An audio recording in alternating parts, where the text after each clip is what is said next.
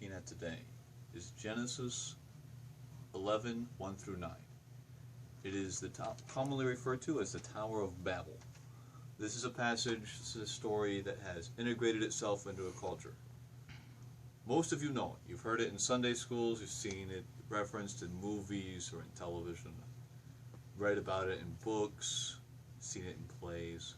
And like anything that becomes a part of the popular culture, it loses some of its context, and there's many misunderstandings that can develop around it. And so today what we're going to look at, first we're going to put it into its context, and then we're going to look something of the meaning behind it so that we can have value from it.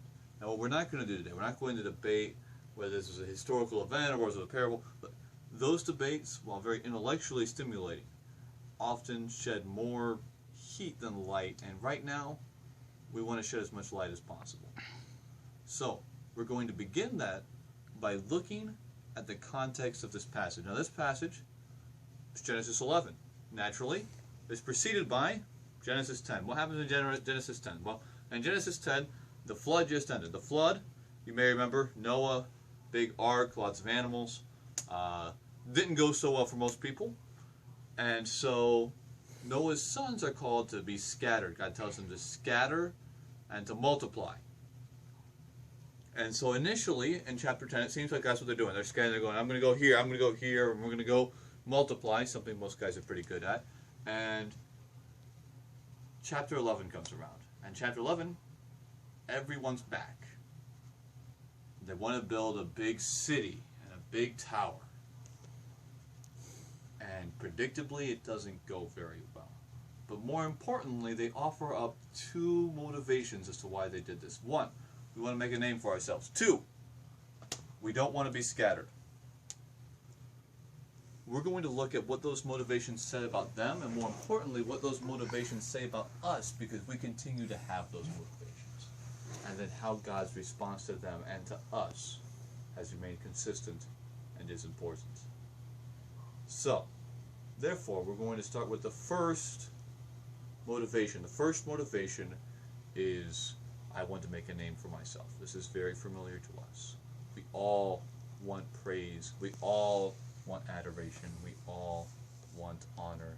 And mankind has done many great and terrible things pursuing their name.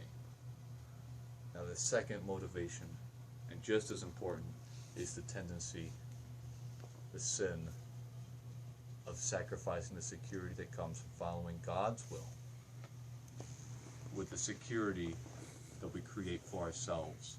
It is the feeling we so often get when we recoil at the precipice of change.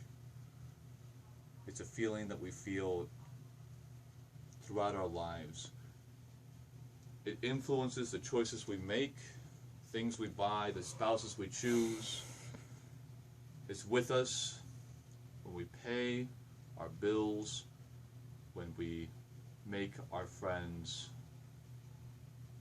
It is with us throughout our lives and through every decision that we make and will make. And if we live long enough, we will all feel it.